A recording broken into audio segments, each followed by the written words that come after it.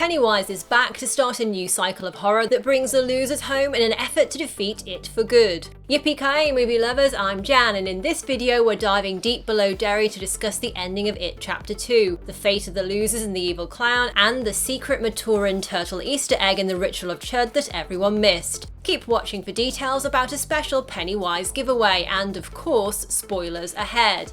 When the young losers defeated Pennywise at the end of the first movie, it went into hibernation underground. However, its influence over Derry remains strong. 27 years later, Derry feels a lot more hopeless, as if the town's making its last dying gasp before fully succumbing to it, says screenwriter Gary Doberman, and this is brutally evident early on, when a group of thugs beat up Adrian Mellon in a vicious hate crime, throwing him into the river. This signals the return of Pennywise, who then feeds on the injured Adrian. Scrawling bloody messages has always been part of its MO, but now the killer clown no longer does that to scare away the losers. Instead, he uses gory missives to get them to return home. After waiting and planning vengeance, Pennywise is desperate to do away with the losers for good and pay them back for foiling its plans during the previous cycle, leaving it hungry. Now you're the one who's afraid, because you're gonna starve. Over time, it has become more cunning, more sophisticated in manipulation, and therefore deadlier, as we see in Chapter 2 during the scene with young Victoria, which director Andy Muschietti views as a mirror scene of what happened with Georgie.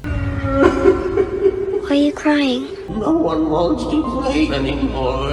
Play a game with me, would you? On the count of 3. 1. For actor Bill Skarsgård, present-day Pennywise has a strange bond with the losers because although he instills fear in humans, he'd never understood what that was until the losers, and then he felt it for himself. Because most of the losers left town, they gradually forgot the events they went through in Derry, but despite their geographical distance from it and the fact they've repressed many of the terrors they endured as children, including the abuse, bullying, bigotry, death of a sibling, and endless insecurities, their past still casts a heavy shadow over their present. Bill can't find closure in his writing or real happiness with the wife who isn't the woman he wants her to be. Bev's gone from living with an abusive father to an abusive husband, and Eddie hasn't been able to throw off the shackles of an overbearing parent, and is married to Myra, a woman who is much like his mother. And fun fact, Eddie's wife Myra is played by the same actress, Molly Atkinson, who played his mother in the first movie.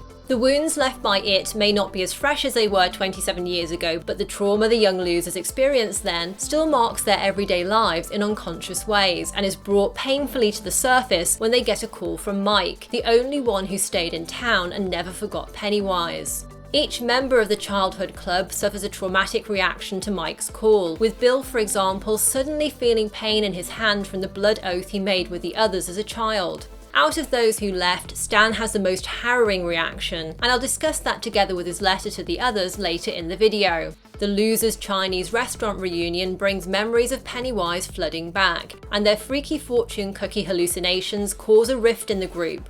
Mike, however, manages to persuade Bill to go back to the library, where Mike reveals he's been investigating the history of Pennywise and how it came to Derry in the first place. Mike shows Bill an 18th century Native American artifact that belonged to a group of holy men that lived outside Derry and who were beyond the range of its influence. Mike secretly spikes Bill's water with a root which allows Bill to see a vision of its arrival on Earth via a meteor that crashed underground in the spot where Derry was later built. Bill sees its original form, the deadliers, emerge from the cave and float up to the surface, where they reform into a bird, then shapeshift into various monstrous creatures with mouths full of teeth that devour the people in its path. A crucial detail that Mike also learns from the Native Americans is a rule that all living things must abide by the laws of the shapes they inhabit. This is critical later for the final showdown, as it means it can be killed for good if it transforms into something weak and vulnerable enough.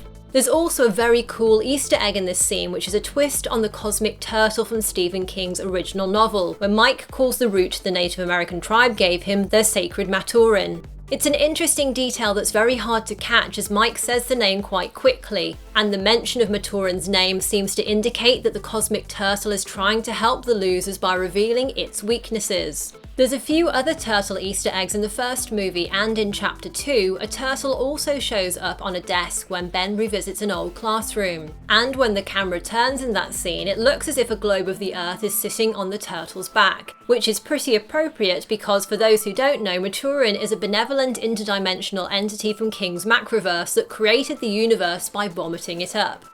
The scene also introduces us to the ritual of CHUD, which the original natives of the area learned as a technique to attempt to contain and even destroy it. We see them standing around a four-sided pyramid container which works to trap the deadlights. That container is the artifact that Mike has in his possession, and he explains to the losers that the ritual requires they each sacrifice a token from their childhoods and burn it in the container. To collect their tokens, each loser spends the day reliving old memories and confronting past horrors. For Bev, this means returning to her childhood home, where she retrieves the postcard with the poem Ben sent her. Your hair is winter fire, January embers. My heart burns there.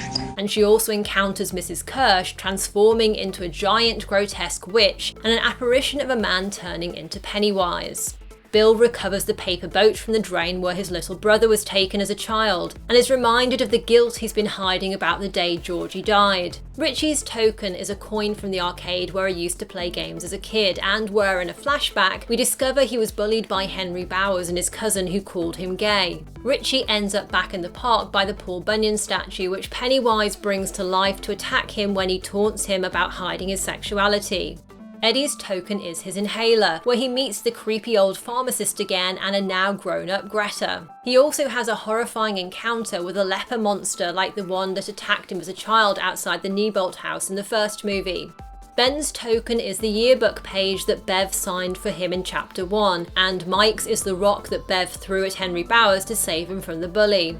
The losers also include Stan in the ritual by adding one of the shower caps he bought for the losers to use in their clubhouse in order to keep their hair free of spiders, which feels like foreshadowing of their climactic battle with it.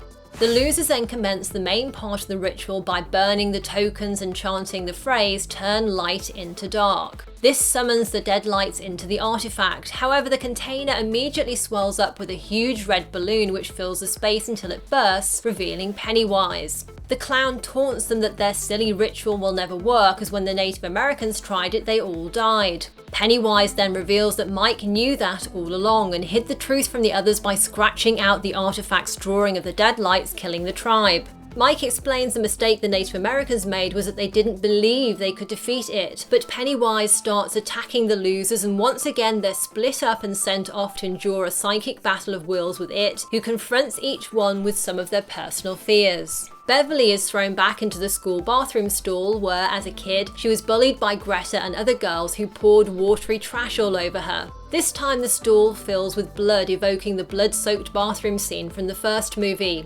As the stall fills, Bev is tormented by various abusers banging on the door, including her violent husband, her abusive father, the sleazy Mr. Keene, and her childhood bullies. And Henry Bowers even shows up for a quick "Here's Johnny" Easter egg from The Shining. In the meantime, Ben has been flung into the underground clubhouse he built as a child. As it fills with dirt, Pennywise traps him inside and taunts him that he'll die alone. This is torture for Ben because, as we learn early on in Chapter 2, he's been something of a loner since his loser days, and he's extremely claustrophobic, living alone in a house full of floor-to-ceiling windows so he can always see plenty of space around him. And in that scene, we also saw the adult Ben advising his firm's clients to stop putting more walls into a new retail building that they were designing. When we cut back to Beverly, she's almost drowning in blood and being tormented by her father yelling and asking if she's still his little girl. Bev eventually overcomes the shackles of guilt and shame her father imposed on her and kicks the door in his face, finally rejecting him and the violence against her that he represented. When Ben calls out that he loves her, they're both able to break through their illusory prisons and reach out to each other. This time it's Bev who pulls Ben out from the dirt, which is swallowing him up, saving him in a reversal of the first movie where he pulled her out of the deadlights trance. For Bill, his test is to face a vision of his dead brother Georgie in the flooded basement of his childhood home. At this point, Georgie reveals that Bill wasn't really sick and blames his older brother for his fate. You lied and I died! You Bill manages to overcome the guilt and blame that Pennywise is trying to project onto him, and he shoots the younger version of himself in the head with a cattle bolt gun, in a callback to how he shot Pennywise masquerading as Georgie in the first movie. The other losers' personal tests aren't as intense, with Eddie and Richie going up against the scary doors. Richie opens the very scary door only to find Betty Ripson's mutilated legs running up to him, which harks back to the first movie when he discovered Betty's shoe in the sewer. And it's also a nod to the not scary at all door that Richie opened with Bill in the Neibolt house, where they found the upper half of Betty Ripson's mutilated body. Where's my shoe? Behind Eddie's door is a cute Pomeranian dog which turns into a huge monster, an Easter egg to the dog transformation scene from The Thing. As for Mike, he doesn't really seem to have a personal test, or it might have been cut for time from the final movie. After these various battles of wills, the losers then go up against It, who's now turned into a horrific Lovecraftian type Pennywise spider or crab hybrid. Richie runs up to the monster, but it traps him in the deadlights, just like Pennywise did with young Beverly in the first film. Eddie sees Richie trapped and summons up the courage he previously couldn't muster when Richie was being attacked by the Stan spider monster in the Neibolt house, which is another Easter egg to The Thing. Now Eddie takes a metal railing spike that Beverly gives him and which he also used to attack Pennywise in Chapter 1, and he remembers what she told him. Take it. It kills monsters. I believe it does. Eddie finally overcomes his fear and self-doubt, throwing the spear into It's mouth, causing the giant spider clown to fall back on the huge spikes in the cavern, severely injuring the creature. It's heartbreaking when Eddie believes he's finally triumphed over the monster, only for it to stab him through the chest, mortally wounding him. Before he dies though, Eddie tells the losers how he almost killed the leper in the pharmacy basement, how when he choked it he made the monster small and feel so weak. The other losers then realise their only hope of killing the giant Pennywise spider is to make it much smaller and therefore weaker. With this, the losers make their final stand against Pennywise. Like real-life bullies, many of Pennywise's tactics employ fear and intimidation to make its victims feel weak. So the losers turn the tables on it, calling it names: a stupid clown, a headless boy, an imposter, a mimic, a bully, a stupid mummy, and so on. As they do this, the losers imprint their will on the monster and shrink it down into a tiny baby-sized clown. Although it is an alien form, it has to abide by the rules of the shapes it inhabits. And with Pennywise now weak and decrepit, Mike reaches down and pulls out its beating heart. Then together the losers crush it, killing the evil entity for good. This moment shows that with mental strength, courage, and unity, the losers could go up against the evil that it represents and defeat it once and for all. Its death brings about the collapse of Pennywise's lair as the evil beast's power fades away, and the losers escape just as the whole of Neibolt House falls into the sinkhole below, in a nod to how in King's novel most of Derry itself was destroyed after it was killed. After the trauma of the battle with It and Eddie's death, we get a bittersweet throwback to the first movie, when the 5 surviving losers return to the quarry and Beverly jumps into the water, followed by the remaining 4 members of the club. This sad moment where we feel the loss of both Eddie and Stanley was actually foreshadowed back in the first film, where you can see a very similar shot of Bev, Bill, Ben and Mike and Richie together in the water, while Eddie and Stanley are separated from the main group. Next in the film, we see the consequences of defeating It for good are even more far-reaching than the losers might have imagined. As they walk into town, Bev discovers that the deep scar on the palm of her hand from the blood oath they took as children has completely disappeared, as also happens in the book. Her recurring nightmares of them all dying if they left town before facing up to Pennywise are now at an end, and she's proven the killer clown wrong in his taunts that her actions haven't changed anything. The disappearing scars fit in nicely with what producer Barbara Muschietti has said about the film's message, that the past is a scar that becomes leather. At some point you have to face it. You won't be able to finish your life if you don't get rid of that trauma. The losers get courage through unity. Pennywise is a master of division. He basically wants to divide and conquer. Their victory stems from remembering who they were as kids and what they were able to do when the scar was fresh. Mike also discovers later, when he's looking back at old newspaper cuttings that reported his parents' death in the fire, that the headlines have changed. Originally, the headline emphasised that Mike's parents were drug addicts, putting blame on the victims rather than the perpetrators of the atrocity. After its death though, the headline has changed to a more neutral report of 2 locals dying in a house fire. By destroying the evil beneath, it's as if the monster's malignant influence on the town is disappearing. What's more, this time even after the losers leave Derry, they no longer forget what happened and their memories remain intact. When Mike talks to Bill on the phone, he wonders if it's just because it's dead, or if it's because they now have more they want to remember than forget.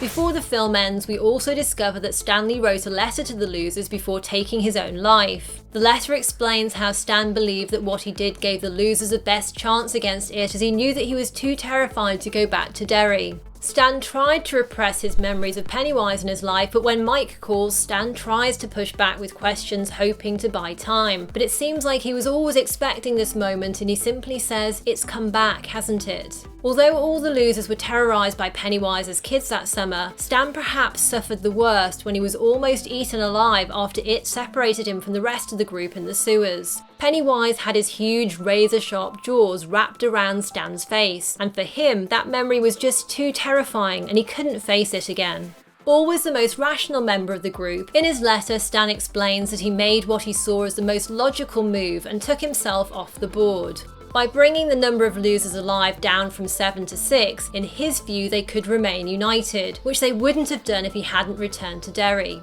In this version of the story, Stan is somewhat redeemed as we hear him say the words "I swear, Bill" in his final moments, which in a way meant he fulfilled the promise he made at the blood oath. An additional Chapter 2 scene of young Stan giving his bar mitzvah speech also stops adult Richie from abandoning the losers, and Richie thanks Stan for showing up for him in his time of need. Stan also acknowledges in his letter that he's lived his whole life being afraid and encourages everyone else not to be this way and instead be proud of who they are and who they want to be. This last point seems especially pertinent to Richie, who we see recarving R+E on the bridge, an indication that after Eddie's death he'll no longer hide his sexuality.